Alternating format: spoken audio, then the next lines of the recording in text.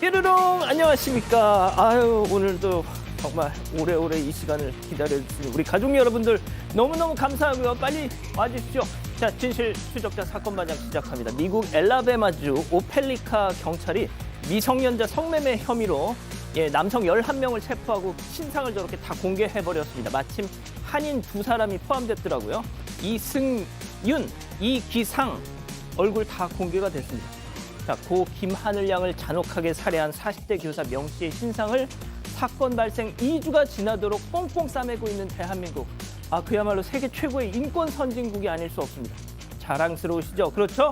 자, 오늘 출연자 소개 올립니다. 백다희 아나운서, 양지열 변호사, 박상희 한국열린사이버대 교수, 박지훈 변호사 나오셨습니다. 안녕하세요. 안녕하세요. 팝은 안 먹어도 사과는 꼭 챙겨야 하신 이주희님.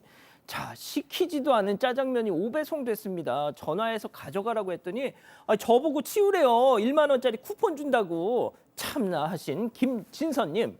자, 프라이팬을 주문했는데 이렇게 미사일 배송이 왔어요. 이게 정말 최선이었던 거니? 응? 하신 최유진님. 자, 세상에서 가장 멋진 엄마, 아내, 할머니인 최연옥 여사 생일 축하하고 건강하자 사랑해 하신 윤희나님. 자, LA 삽니다. 12살 때 이민 왔는데 이모랑 연락이 끊겼어요. 장수남 이모 그리고 김경아, 정아, 은하 사촌들 꼭 좀 찾고 싶어요 하신 안희령님. 자, 영상 보여주시죠. 요즘 많이들 힘드시죠? 저희 딸내미 하윤이 아파트 부르면서 춤추는 거 보시고 잠시나마 웃어보셨으면 합니다. 이채원님. 자, 그리고 박성선님 모두 사랑합니다. 자, 재미는 물론 의리로 함께하는 아싸 사반뉴스 750. 대한민국과 전 세계 동포 가족 여러분의 시선을 모아서 출발합니다.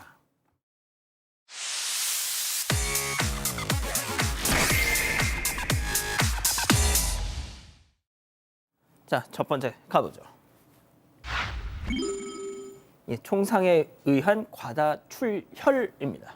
자, 어제 새벽 광주에서 경찰에게 흉기를 휘둘렀다 실탄을 맞고 사망한 이 흉기 난동범 관련 속보 전해드릴 텐데요. 자, 국립과학수사연구원 1차 구두 소견 전해주시죠. 네, 국립과학수사연구원 부검 결과 총탄에 의한 과다 출혈이라는 1차 구두 소견이 나왔습니다. 격발된 실탄은 총 3발이었는데 시신에서 발견된 총상은 모두 2곳이었습니다. 한 발은 A씨의 왼쪽 가슴 아래에 박힌 채 발견이 됐고 다른 한 발은 배와 오른쪽 옆구리를 거쳐서 관통한 걸로 파악이 됐고요. 또 나머지 한 발은 빗나간 걸로 보인다는 게 국과수의 설명입니다. 국과수는 A씨의 정확한 사망 원인을 파악하기 위해서 추가 사인 분석에 들어갈 예정입니다. 그렇군요. 알겠습니다. 자, 다음 이어가죠. 오싹한 복수입니다. 자, 밤 사이에 벌어진 끔찍한 상황 제보 영상으로 만나보시죠. 자, 조용한 새벽 모자를 쓴 남성 오토바이가 있는 쪽으로 주차장 쪽으로 컴온.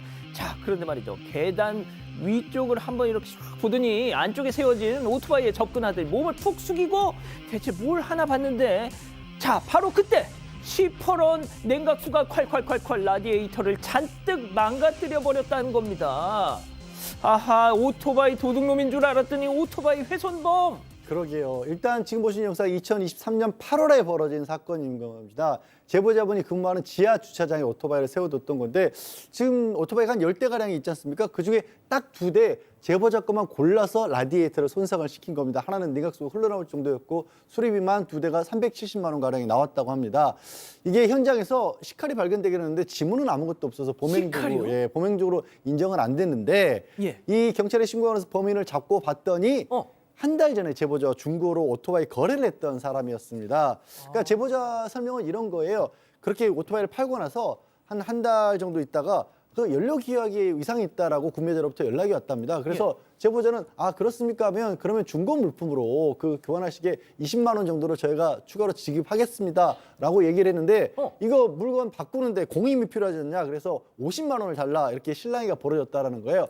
이렇게 뭐 옥신각신하다가 그냥 연락을 차단을 했었는데 아마도 그것 때문에 복수를 한 것 같고 그때 중고 거래를 할 때 저 지하 주차장을 보여주면서 이제 다른 오토바이들, 제보자 수의 다른 오토바이들도 보여주는데 그 복수를 한 게 아닌가 하는 겁니다. 이 제보자도 제가 저 사람을 연락 차단한 건 잘못이었다 뭐 이렇게 얘기를 하던데 아니 그래도 저 아무리 화가 나도 저렇게 하면 되로 주고 말로 받는 거 아닙니까? 그렇죠. 지금 손괴도 있지만 번호판을 떼가지고 그것을 부착한 다음에 그걸 타고 나갔던 부분이거든요. 상당히 큰 범죄들이 됩니다. 재물 손괴, 자동차 관리법 위반, 공기요 부정사용, 또 부정사용 공기요 행사죄, 뭐 손해배상법 위반 등등의 범죄가 되고요. 사실 번호판 떼어나가는 모습이 상당히 말도 안 된다 그러고 실제로 지난해 3월 달에 징역 8개월 집행유예 선고를 받았다고 합니다. 이 제보자의 말 따르면 이 상대가 항공사에 다니는 기장이라고 하는데요. 기장이 어떻게 이런 일을 하느냐. 기장님이라고요? 예, 좀 놀랍다라고 얘기하고 다만 이륜차 같은 경우는 잘 이게 재물손괴 피해 입히는 경우는 많지만 범인을 못 검거하는데 그것을 알려주고 싶어서 제보를 했다고 합니다. 아유 비행기 이거 운전하시는 분이 왜 저러셨어? 좋습니다. 다음 이어가죠. 거울 옷을 입은 남자입니다. 자, 지하철에서 신기한 광경을 목격했다는 제보 영상으로 만나보시죠. 자, 여긴 서울 지하철 머리끝부터 발끝까지 온몸을 무장한 승객 등장. 인간 밀어볼이라도 된 듯 번쩍번쩍한 천으로 둘둘 말았어요. 자, 다른 승객들을 거울로 비추더니 오늘 좀 괜찮은데 하듯 거울로 자기 얼굴도 비춰보면서 이 진풍경을 낳고 있습니다. 자, 제보자께서 직접 저분의 이름을 지었습니다. 이름하여 반사맨 뭐 이렇게요. 네. 어제 있었던 일인데요. 어제 지하철 1호선에서 있었던 일입니다. 지금 한 70대 정도로 보이는 분이 알루미늄 소재로 보이는 옷, 모자, 신발을 착용하고 이제 앉아 있는 거예요. 그러면서 지금 보시다시피 그 거울을 알루미늄 거울 같은 것을 가지고 자기도 보고 다른 사람들도 이렇게 막 비치고 그랬습니다. 그러니까 많은 사람들이 도대체 왜 저러는지를 알지 못하고 다른 사람들이 탔지만 저분 옆에는 다 아무도 못 타는 거예요. 그래서 서서 왔다고 하는데 뭐 남을 괴롭히거나 뭐 욕을 하거나 그런 일은 전혀 없이 그냥 조용히 앉아서 가셨다고는 하는데 도저히 왜 그러는지 알 수가 없다라면서 제보하셨습니다. 박 변호사님, 네, 왜 그러실까요? 납득이 좀 안 갑니다. 뭔가 저게 뭐 이쁜가요? 이상하지 않습니까? 놀랍습니다. 뭐 이해할 수 없습니다. 예. 모르겠습니다. 양 변호사님 좀 어떻게 보세요? 글쎄요. 일단 저 재질 자체가 방한을 하기에 되게 좋은 재질인 걸로 알고 있거든요. 알루미늄 재질이기 때문에. 근데 날씨 풀렸잖아요. 그래서 방한용으로도 이해할 수 없기도 하고 주변 사람들에게 자기를 통해서 아마 스스로를 한번 돌아보는 기회를 마련해주고 싶었던 게 아닌가라고 선회를 해봅니다. 진짜 서울 지하철은 볼 게 너무 많습니다. 자, 다음 이어갈게요. 별별 파괴 왕입니다. 자, 제보 영상 만나보시죠. 한 남성이 주차된 차로 손을 뻗더니 와이퍼를 붙잡고 휙휙 순식간에 와이퍼를 뜯어서 냅다 도망가 버립니다. 와이퍼 가져가서 뭐 할라고 소고기 사 먹으려고? 자, 와이퍼 지금 지난 12일인데요. 차를 운행하려고 보니까 비가 와서 와이퍼 작동을 하는데 뭔가 작동이 안 되는 겁니다. 알고 보니까 후면에 있는 와이퍼가 없어졌던 것이 확인이 되고 그래서 궁금해서 CCTV 등등을 통해서 확인해 보니까 저 영상이었거든요. 블랙박스가 보니까 어떤 남성이 와이퍼를 떼어가는 모습이 보입니다. 저건 완전 고의죠. 근데 와이퍼 저게 무슨 재물적 가치 뭐 있을 수도 있지만 저걸 왜 자꾸 할까 이 생각이 드는데 이 제보자 말씀에 따르면 요 며칠 전에는 나사가 그 바퀴 옆면에 타이어 옆면에 꽂혀 있는 모습이 있었다고 합니다. 밑에도 옆면이면 누가 고의로 나사를 박은 거 아니냐 이렇게 얘기가 돼서 뭐 두 사람이 뭐 동일한 인물인지 동일범의 소행인지 알 수는 없지만 어쨌든 간에 계속 반복되는 게 좀 두려워서 결국 경찰에 신고 접수를 했다고 하고요. 뭐 영상 같은 게 지금 있기 때문에 좀 잘하면 찾을 수도 있지 않을까. 뭐 손괴죄 같은 게 성립할 수 있겠죠. 예. 자, 이어서 제보 영상 또 만나보시죠. 자, 자전거 타고 오다가 그대로 꽝! 주차 차단기에 그대로 꽝! 자, 차단기를 붙잡아서 넘어지진 않았어요. 자, 다행입니다. 자, 그런데 저 양반 뒤도 돌아보네. 근데 자기 자전거만 보더니 그냥 끌고 갑니다. 자, 문제는 지금부터. 자, 차단기가 저렇게 확 꺾였다는 거. 자, 저 차단기가 말이죠. 수리한 지 넉 달밖에 안 된 새 차단기랍니다. 그러게나 말입니다. 이게 속상하실 것 같은데 이 제보의 주민이 저 부산 금정구의 한 건물 관리인이십니다. 25일 날 있었던 일이고요. 보신 것처럼 자전거를 타고 가던 중년 남사가 저 차단기에 부딪히면서 차단기가 상해버린 건데 모자이크 때문에 잘 안 보이긴 하는데요. 자세히 보면 저 영상에서 잠깐 바닥 쪽을 이렇게 고개를 숙여서 보는 장면이 나옵니다. 네. 그래서 아마도 그것 때문에 차단기를 못 본 것 같은데 문제는 부딪혔으면 내가 부딪혔다고 얘기를 하거나 뭐 사후에 조치를 하거나 해야 되는데 그냥 저러고 가버린 거예요. 나중에 CCTV 보고 이게 왜 꺾어졌지 하고 찾아봤더니 저 영상이 남아있었던 건데 그냥 가네. 아마도 저렇게 들어가는 저 골목 쪽에 뭐 공장 같은 것들이 많이 있어서 그쪽에서 일하는 직원 중에 한 사람이 아닌가 추정하고 있다라고 하는데 아직 경찰에 신고는 안 했다고 하니까요. 혹시 방송 보시면 가서 자수해서 광명 찾으시기 바랍니다. 아유, 전방주 씨 잘하셔야지. 좋습니다. 예, 마지막 사연으로 가볼게요. 확 깨는 남자친구입니다. 자, 집단 지성의 판단을 받아보고 싶으시다면서 제보해 주신 사연 함께 들어보시죠. 안녕하세요. 생일 선물을 중고 마켓에서 사려는 남자친구 때문에 황당한 20대 여성입니다. 저희는 20대 동갑내기 커플이에요. 둘 다 직장인의 월급도 비슷해서 데이트 비용을 번갈아 내면서 좀 나름 공평하게 하고 있습니다.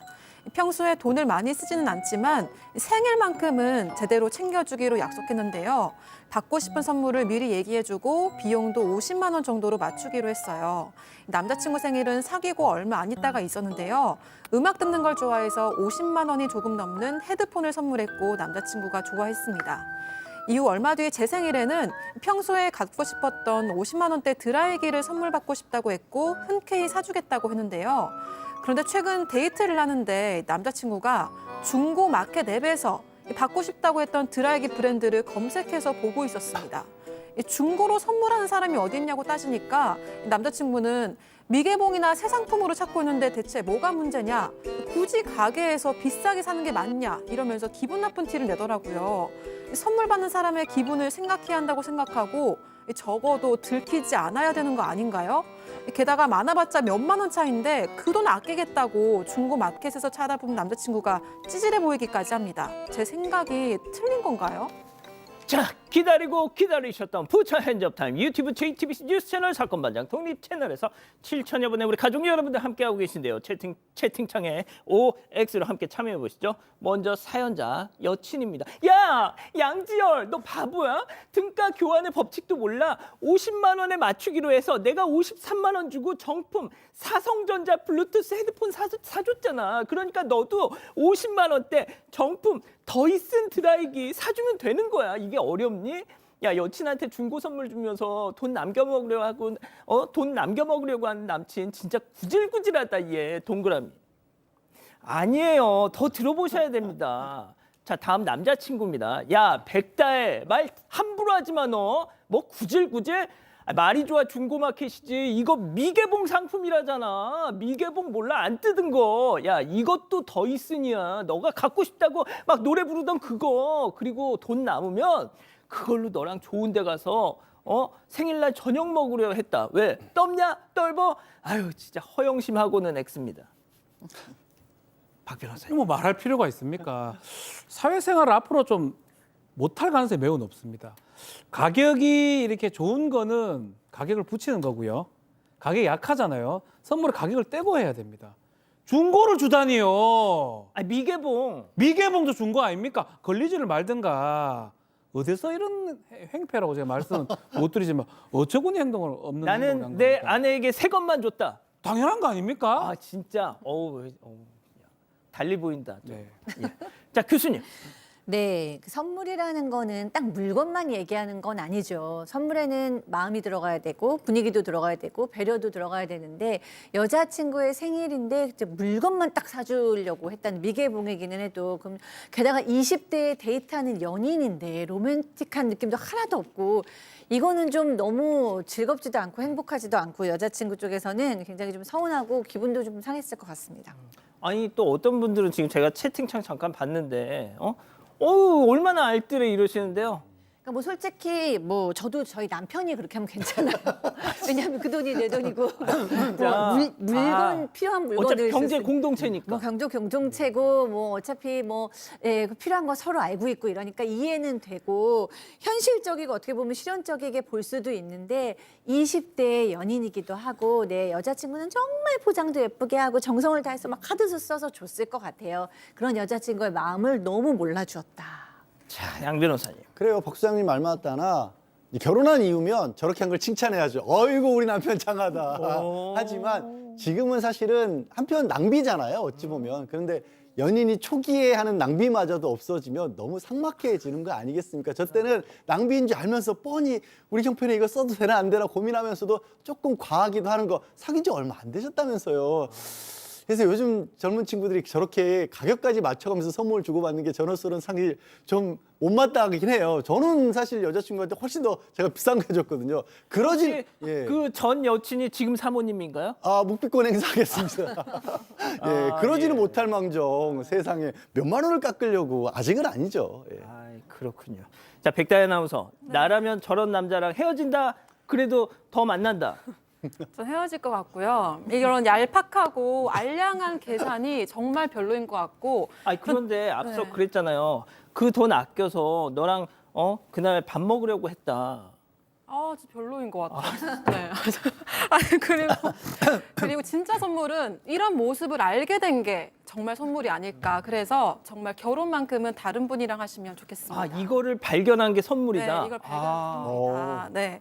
가족분들 의견도 볼게요. 리코코님, 처음부터 서로 가격을 산정하고 선물한 사이부터 이상한데요. 왜 만나나요? 라고 하셨고요. 힘내요님, 자기도 중고 받아야지 라고 하셨습니다. 그리고 쓰이님은 미개복이면 중고라도 괜찮을 것 같아요. 라고 하셨습니다. 그러니까요. 자, 사반 제보 메일과 카톡 제보 채널에선 많은 사연 제보 기다리고 있습니다.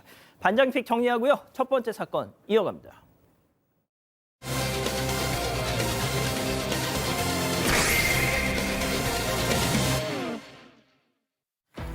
지난 금요일 밤 경기도 안산의 한 정신병원입니다.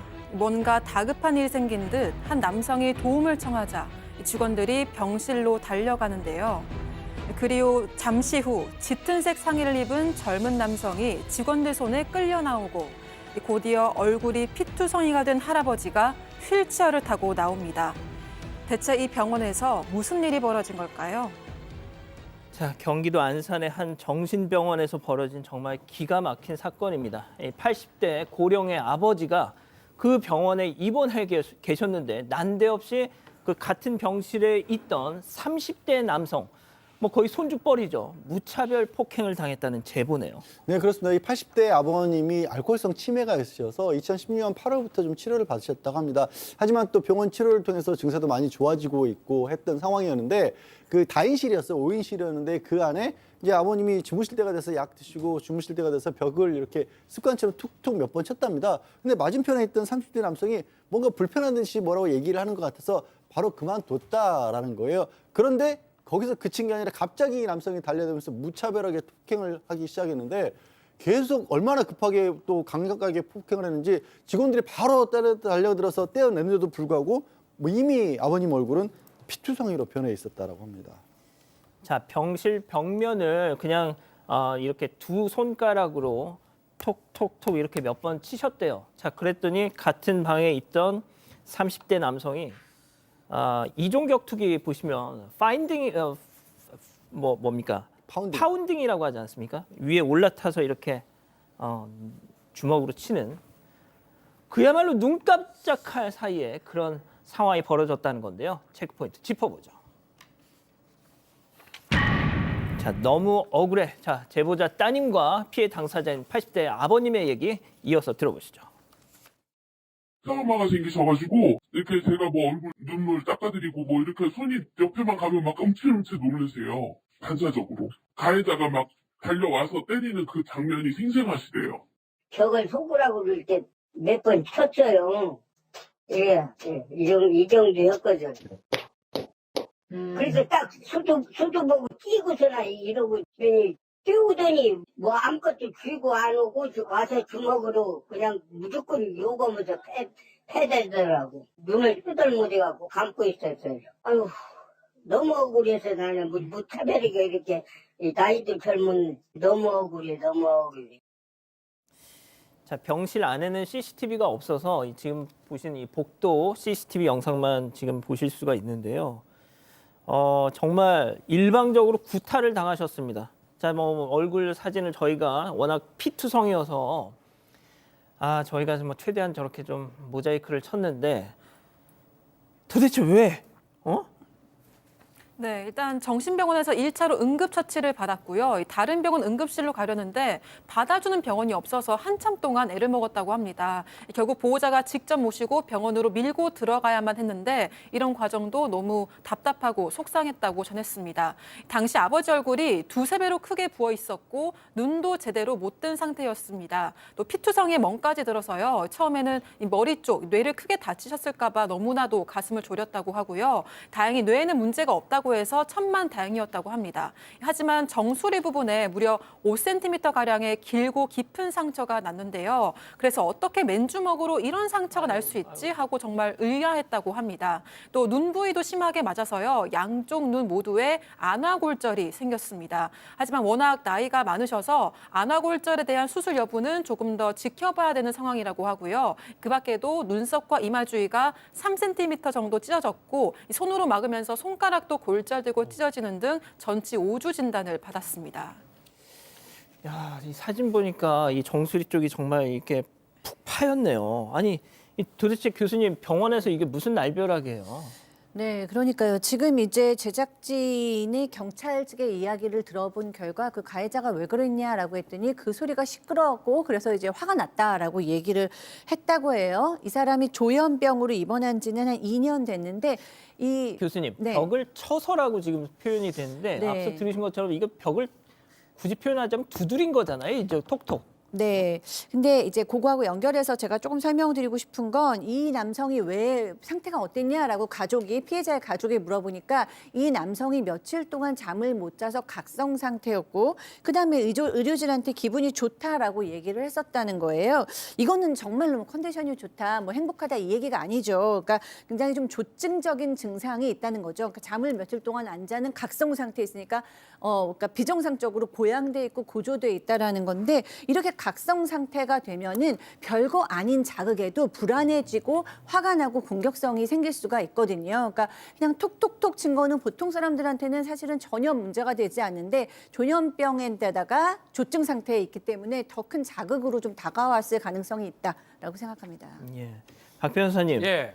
이게 맨주먹으로 아까 정수리에 5cm 정도의 막 그 파인 상처 있었잖아요. 그렇죠. 그게 맨주먹으로 때려서 그게 가능합니까? 주먹으로 때렸는데 어떻게 세로로 좀 새로운 모습이에요. 예. 저런 길고 깊은 상처가 날 수 있냐 의문스러웠었는데 성형외과 의사도 이상하게 생각했다고 합니다.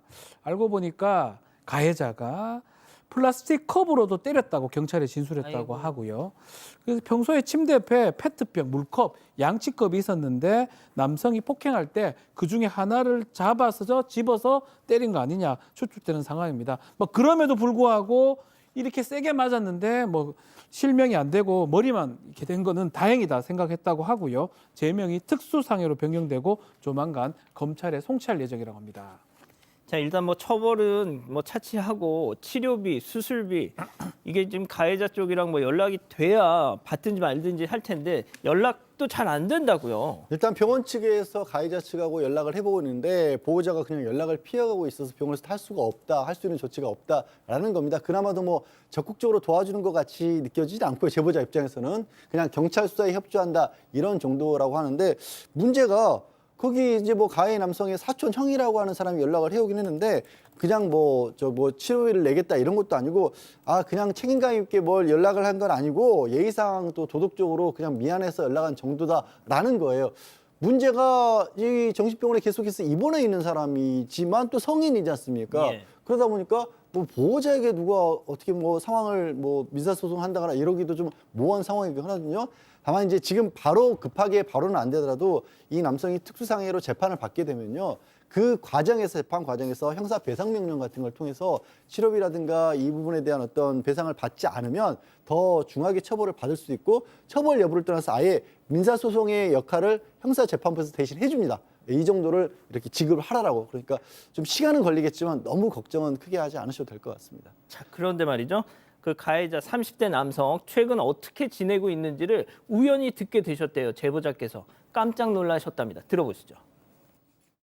그냥 일반실에서 평상시와 똑같이 다른 사람하고 같이 지금 생활을 하고 있다네요. 진짜 5분만 늦었어도 살인까지 날 수 있는 범죄를 저질러 놓고 어떻게 그런 사람을 또 그 병원에서는 그냥 따로 격리해서 조치해서 취하는 것도 아니고 그냥 일상생활을 아무 일 없다는 듯이 하고 있다는 게 또 다른 피해자가 얼마든지 발생할 수 있는 묻지마 개념이기 때문에 자, 불과 지난주에 그런 일을 저질렀고 지금 제보자 따님 말 맞다나 5분만 늦어서도 무슨 일이 벌어질지 모르는 상황이었는데 그 병원에서 그대로 있다고요, 지금 가해자가. 네, 뭐 정확한 사실 관계는 좀 알아볼 필요가 있죠. 정말로 증세가 전혀 좋아지지 않았는데 다른 환자들과 똑같이 어울리고 있다 그러면은 사실은 언제라도 또 일어날 수 있는 그런 행동이기는 하죠. 근데 뭐 얼마 동안은 격리돼 있었지만 바로 또 이제 다시 이제 병동으로 들어가서 다른 환자들과 지내고 있다라고 제보자께서 얘기하셨고요. 또 아버지께서 옛날 얘기하시기를 그 사람이 일주일에 한 2-3번 정도 나갔다 오는데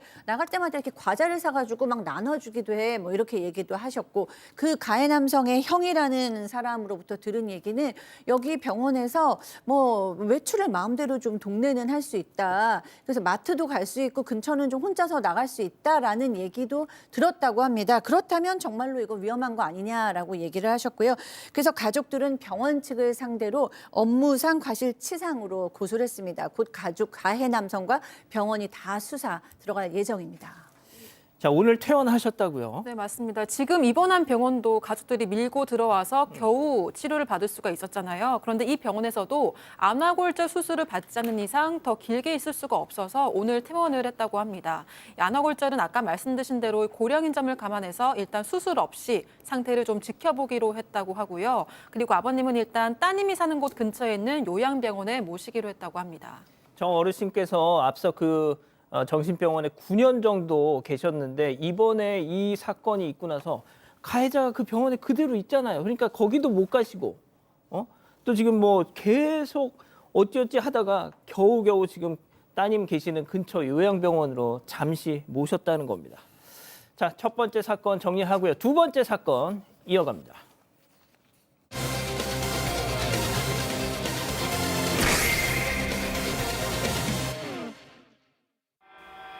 포장 전문 횟집에서 16만 원어치 회를 주문한 손님에게 노쇼를 당했다는 제보가 들어왔습니다. 손님에게 전화했더니 웃으며 주문한 적이 없다고 우겼고 번호를 차단까지 했다는 주장입니다. 무슨 일이 있었던 건지 알아봅니다.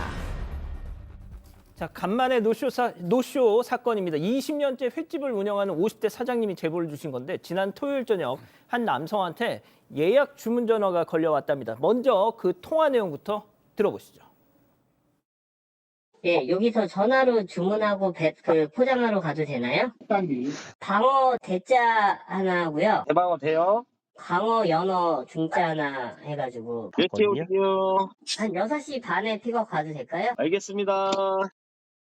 자, 들으셨죠? 6시 반에 픽업을 가겠다고 합니다.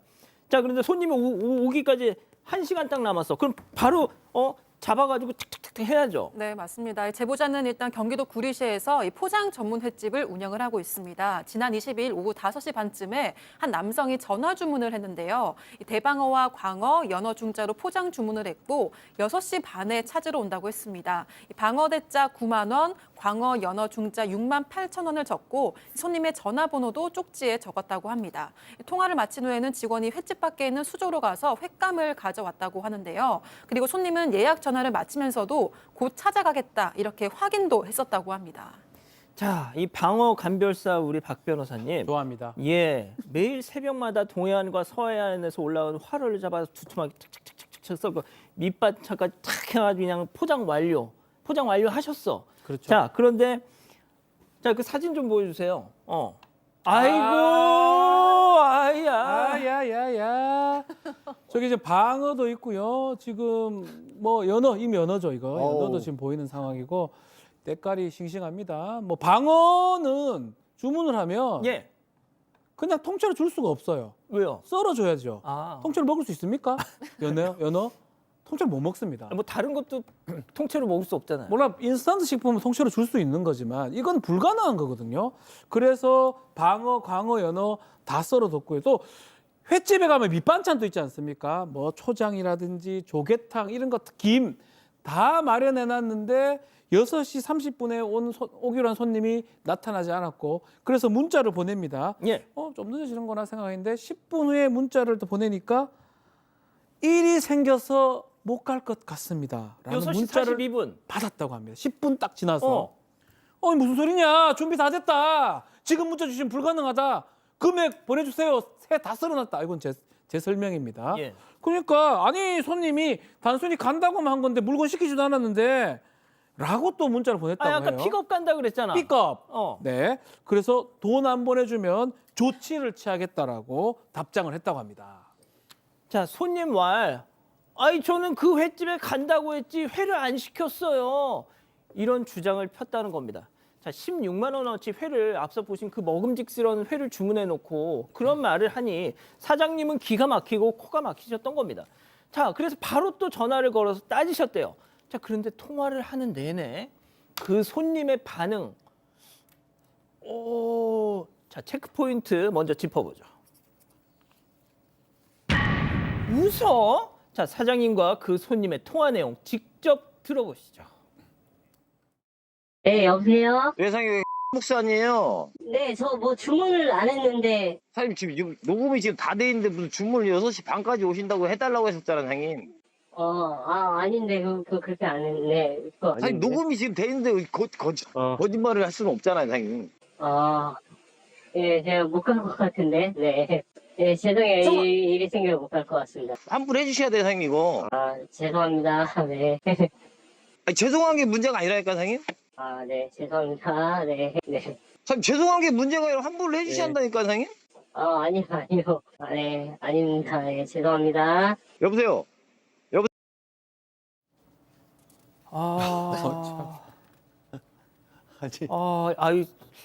왜 계속 웃으셨을까? 아니 저도 어처구니가 없어서 저도 웃음이 나오는데 뭐가 아니다고 하는 거고 뭐 아닌데 왜 죄송하다고 하는 거고 왜 웃음을 짓고 몇 가지 지금 분노하실 수밖에 없는 상황인 게 들으신 것처럼 뻔히 다 녹음이 돼 있는데 처음 시작할 때 저희도 녹음 들었잖아요. 녹음이 되었는데 천연덕스럽게 주문한 적이 없다고 거짓말을 하는 겁니다.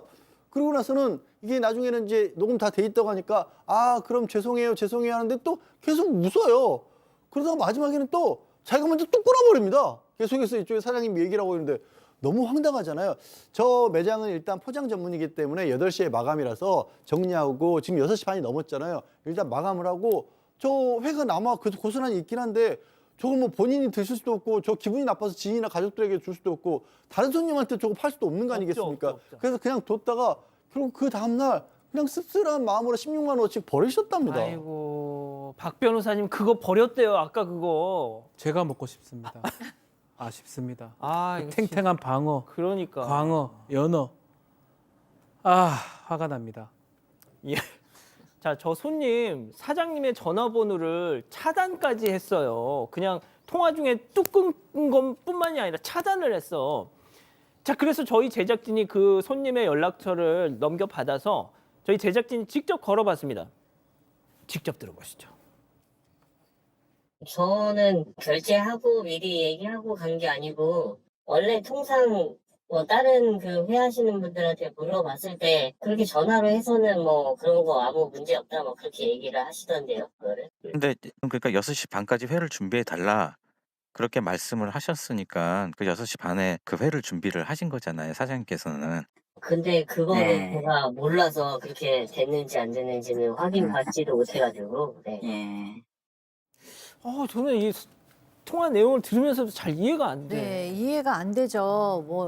얘기의 앞뒤가 전혀 연결이 안 돼서 이분이 지금 알고도 이러시는 건지 이렇게 누구 골탕 먹이려고 이러시는 건지 아니면 사리 판단이 좀 불가능하신 분인지는 뭐 정확히 모르겠습니다.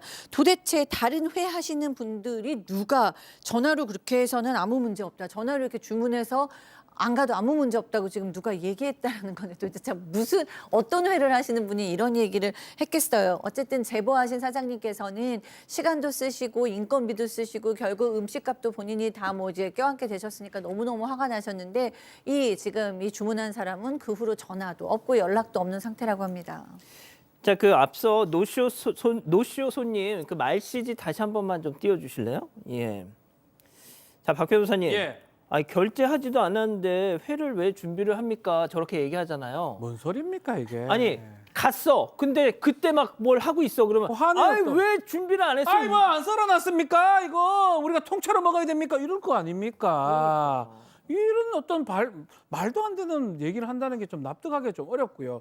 실제로 제보자 같은 경우는 이 사장님은 그런 경우가 좀 몇 번 있었다고 합니다. 랍스타 시켜놓고 전화 안 와서 전화했더니 전화 차단된 적도 있다고 하고요. 어떤 손님은 10만 원치 회 주문을 했는데 이것도 오지 않아 가지고 전화했더니 횟집입니다. 하여 어디시라고요? 어디시라고요? 이런 식으로 하면서 전화를 끊었던 적도 있다고 합니다.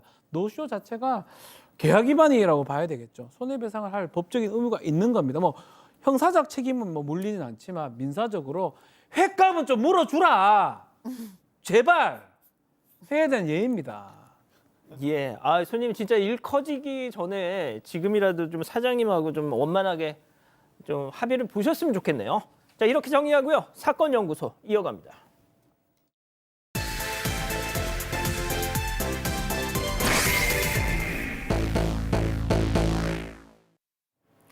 전남 곡성의 한 농장에 중년 남성이 찾아왔습니다. 남성은 농장주와 긴 대화를 나누는데요. 하지만 그날 이후 50대 농장주가 흔적도 없이 사라졌습니다. 오늘 사건 연구소의 키워드는 사라진 농장주입니다. 자, 2019년 바로 이맘때 벌어진 사건인데요. 전남 곡성의 한 농장주가 갑자기 자취를 감췄다. 2월 15일이었습니다. 농장에 일을 하러 간 남성이 밤이 되도록 늦게까지 들어오지를 않는 겁니다. 근데 당일날 오전까지만 해도 농장에서 일을 하는 걸 가족들이 봤기 때문에 어떻게 된 일인지 밤새 기다리다가 아침에 결국 경찰에 신고를 했고 수사에 나선 경찰이 주변을 뒤졌는데 근처 폐교에 차량이 발견됐습니다. 그 남성이 발견된 건 아니고요. 근데 충격적이게도 그 차량 뒷좌석에 굉장히 많은 혈흔이 있었습니다.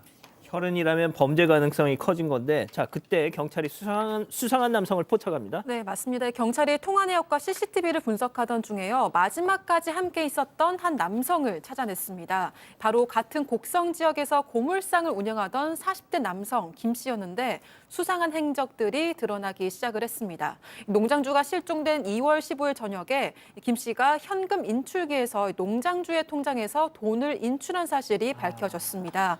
600만 원씩 두 차례에 걸쳐서 모두 1,200만 원을 인출을 했는데요. 또 다른 인출기에서도 돈을 빼내려고 했지만 지급 정지 조치로 실패를 했습니다. 경찰은 김 씨 행방을 추적한 끝에 2월 18일 광주의 한 지인 집에 숨어 있었던 김 씨를 긴급 체포했습니다. 자, 신병 확보는 됐는데 가장 중요한 거 이 농장주의 생사 확인 아니겠습니까? 네, 김 씨는 맨 처음에는 이제 경찰이 아무리 추궁을 해도 완강하게 묵비권을 행사를 했어요. 근데 이 차량에서 다량의 혈흔이 나왔잖아요. 그래서 경찰은 단순히 납치 감금인 것 같지가 않고 이게 살인의 가능성이 높다라고 판단을 했습니다. 그런데 그 후에도 김 씨의 수상한 행적들이 계속 드러나는 거예요. 일단 예금을 했을 때 김 씨가 그 실종된 농장주의 옷과 마스크를 입고 쓰고 있었습니다. 그다음에 두 번째는 자신의 차량과 농장주의 차량을 번갈아 가면서 운행을 했습니다. 그리고 마지막으로는 타인의 번호판을 훔쳐서 그 차량에 부착했습니다. 이런 걸 보고 계속해서 이제 추궁을 하니까 결국에는 이 김 씨 내가 살해를 한 것이 맞다라고 인정했습니다. 결국 살인 사건이었습니다. 50대 농장주를 살해하고 끝까지 입을 열지 않았던 이 김 씨. 당시 김 씨의 이 영장 실질 심사 때 모습 잠깐 보고 오시죠. 왜 죽였습니까? 범행은 사전에 계획한 건가요? 돈을 왜 뽑으셨나요? 피해자 가족에게 한마디 해주세요. 자, 박 변호사님이 2월 15일 그날 농장에서 무슨 일이 있었는지를 좀 설명해 주시죠. 자, 고물상 주인 김 씨 아니겠습니까? 농장을 지나가다가 이 농장에서 어떤 고철을 좀 발견했던 것 같습니다. 고철 관련해서 이 농장주하고 얘기를 좀 했던 것 같아요. 얘기하는 과정에서 금액이 좀 많았다는 거 생각이 들고 그 과정에서 농장주가 이 김 씨를 무시했다라고 주장을 하고 있습니다. 무시해서 상당히 화가 나서 일단은 주먹으로 농장주를 폭행을 했고 농장주가 넘어진 상태에서 선반에 있는 흉기로 농장주의 다리나 팔을 수차례 찔렀다고 합니다. 자, 여기서부터 더 충격적입니다. 아직 그때까지만 해도 이 농장주는 살아 있었다면서요. 네, 맞습니다. 김 씨가 흉기를 휘둘렀을 때 농장 주인은 아직 살아 있었던 상태였습니다. 하지만 김 씨는 이 피를 흘리는 피해자를 끌고 나와서요. 피해자 소유의 차량 뒷좌석에 강제로 태웠습니다. 이후 창고에 있던 끈을 이용해서 피해자의 손과 발을 묶어서 결박을 했는데요. 그뿐만이 아니라 피해자의 주거지까지 들어가서 피해자의 옷과 신발 등을 챙겨서 나왔습니다. 이후 김 씨는 피해자의 차량 보조석 물건함에서요. 피해자 명의 통장을 발견했고 돈을 인출하고 피해자를 살해하기로 결심을 한 겁니다. 피해자를 협박해서 통장 비밀번호를 알아냈고요. 목을 졸라서 살해했고 시신을 드럼통에 담아서 인근 저수지에 유기했다고 합니다. 비밀번호를 알아낸 직후에 목을 졸라서 살해했습니다. 뭐 본인은 또 우발적 범행이라고 주장을 했었다면서요. 네, 그렇습니다. 그런데 뭔가 석연치 않은 부분이 있었습니다. 왜냐하면 일단 이 김 씨가 사건 발생 한 달 정도 전에 이미 고철을 사러 그 농장에 들렀던 사실이 드러난 거예요. 물론 그렇다고 해서 지금 피해자하고 김 씨가 아는 사이였던 건 아닙니다. 다만 그때 혹시 보고 그 뒤로 계획 범행을 했던 게 아닌가라는 의문을 제기하는 건데 그럴 만한 이유가 있습니다. 이 김 씨라는 자가 강도 전과가 굉장히 많았어요. 1988년에 이미 이 강도 상해로 처벌을 받았고 1995년에는 이 공기총을 가지고 은행 강도를 3차례나 저질러서 징역 12년을 살았던 공기총이요? 예, 그런 전력이 있는 인물인데다가 타고 다니던 차 자체도 나중에 보니까 자기 차가 아니었던 겁니다. 공기총을 이용해서 은행 강도를 3차례 저질러서 징역 12년을 선고받았던 고물상이 결국 저렇게 농장주를 살해했습니다. 자, 한마디로 뭐 과거부터 강력 범죄를 반복해 왔던 상습 강도범이었는데 이제는 그럼 어떻게 됐습니까? 자, 상습 강도, 협박, 폭행을 행사해서 돈을 강취하는 범죄를 이제 강도라고 하는데 계속 얘기를 했지만 계획성을 인정을 못했던 것 같아요. 아마 혼차밖에 없고 사망했기 때문에 농장주는 우발적 범죄라고 1심에서 그렇게 봐서 아니 근데 앞서 네.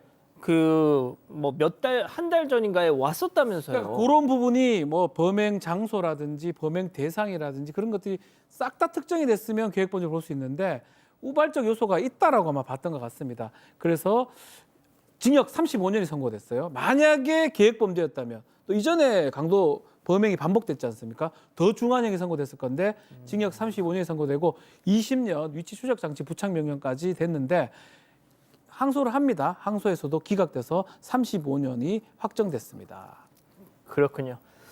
예, 사건 연구소 이렇게 정리하고요. 글로벌 픽 이어갑니다.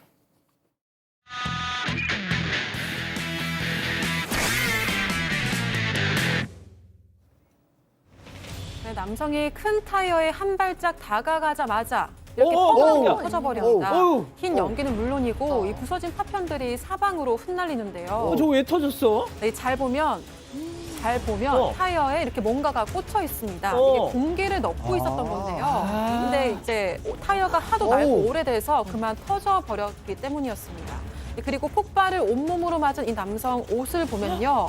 이게 패딩인데 너덜너덜 찢겨져서 나갔습니다. 그뿐만 아니라 건물 지붕도 이렇게 휑하게 뚫려버렸고요. 야, 이게 이렇게 무섭구나. 네, 다행히 남성은 외상은 없었습니다. 이 얼굴 코앞에서 터지는 바람에 며칠 동안 한쪽 귀가 들리지 않았다고 합니다. 나머지 한쪽도 이명으로 한참 고생했다고 하네요. 아, 박 변호사님 이거 사망할 뻔했어요. 야, 그나마 다행입니다. 그나마 귀가 좀 그렇지만 예, 그나마 천만 다행입니다. 예. 자, 다음 이어가시죠. 자, 피해 젖은 테니스 코트에서 열심히 연습 중인 여성입니다. 저렇게 랠리를 이어받고 있는데 갑자기 병과 함께 시뻘건 불기둥이 내리쳤습니다. 뭐야? 저 여성도 깜짝 놀라서 라켓을 던져버리고는 머리를 감싸고 있죠. 뭐예요? 예, 벼락입니다, 벼락. 코트 바로 옆에 있는 나무에 벼락이 떨어지면서 순간적으로 불이 그렇게 붙었던 겁니다. 나뭇잎도 우수수 떨어지고 연기도 자욱하게 피어오르고 있습니다. 와 진짜 만약에 코트 안에 떨어졌으면 어떨 뻔했어. 정말 큰일 날 뻔했죠. 게다가 저 담 너머에는 축구장이 있었다는데 거기서도 비명 소리가 들렸다고 합니다. 그런데 다행히도 정말 다행히도 다친 사람은 아무도 없었다고 하고요. 이게 소리도 소리지만 저 불기둥, 저 시뻘건 불꽃에 너무 놀라서 이거 당연한 얘기죠. 이날 연습은 더 진행하지 못했다고 합니다. 교수님 이제 저분은 앞으로 무서워서 테니스 못 칠 것 같아. 아니 테니스만 못 치는 게 아니고 저는 보통 그냥 야외 활동 자체를 다 무서워서 못 할 것 같거든요. 그럴 땐안 하겠죠. 아우 무서워. 자 다음 영상 이어갑니다. 자, 강도가 들었습니다. 얼굴을 검은 복면으로 싹 무서워. 가리고요. 심지어 총. 총까지 쥐고 있습니다. 직원에게 총을 겨누면서 돈 내놔! 윽박지르고 있습니다. 폴리스가 아직 안 왔죠. 그래서 강도가 아예 계산대 위로 기어 올라가서 이렇게 손을 뻗어 왜 저래? 술을 훔치려고 하는데요. 왜 저래? 걸렸어. 균형을 잃고 앞으로 대롱대롱. 꼬꾸라졌습니다. 한 손으로 땅을 짚고 왜 있는데 일어나지를 못하고 계산대 위에서 아주 아등바등 난리가 났습니다. 아이 제 강도잖아요. 그러게요. 이 와중에 민망하게 귀여운 사람은 손님이에요.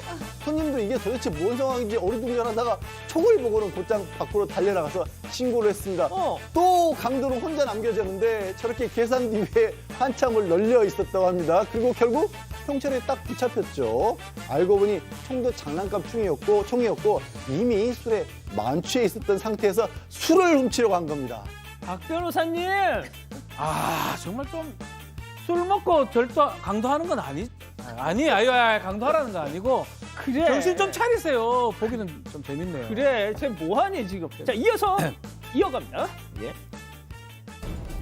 네, 주차된 차 썬루프가 횡하니 깨져 있는데요. 지나가던 사람들도 빤히 쳐다보고 있습니다. 누가 이런 거야 이거? 네, 남의 차 썬루프를 박살낸 범인, 이게 뭐야? 또 이렇게 나몰라라 유유 떠나는 이 원숭이였는데요. 바로 직전에 하늘에서 원숭이가 뚝 이렇게 떨어졌습니다. 아이, 네, 난 그대로 썬루프가 하늘로 산산조각 올라가나 나면서 했지, 그 안에 쏙 빠졌던 건데요.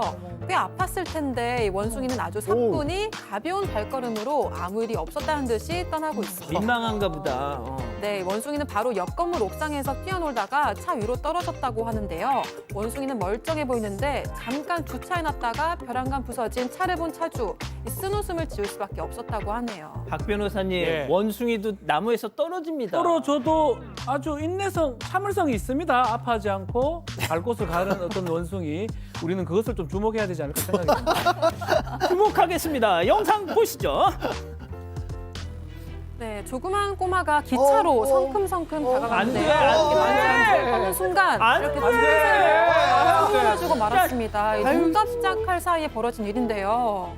근데 아이 부모도 화들짝 놀라서 기차 아래를 확인하죠. 근처에 있던 철도 경찰도 다급하게 달려와서 아이 상태부터 확인을 합니다. 그리고 바닥에 납작 엎드려서 이렇게 틈새에 손을 뻗어서 아이를 잡아 당겨보는데요. 정말 천만다행히 아이가 무사히 빠져나오고 있습니다. 나왔어. 네. 정말 다행이죠. 이 4살밖에 안 된 아이는 얼마나 놀랐는지 울음을 멈추지 않았다고 하고요. 그래도 두툼한 외투 덕분에 크게 다친 곳은 없다고 합니다. 경찰과 주변 승객들의 도움으로 아이를 구조하는데 한 50초밖에 걸리지 않았다고 하네요. 박 변호사님. 눈 좀 뜨고 다녀라 아이야 칠드런. 글로벌 픽 이렇게 정리하고요. 잠시 뒤에 돌아오겠습니다. 와우. 더 놀라운 건 지금부터야.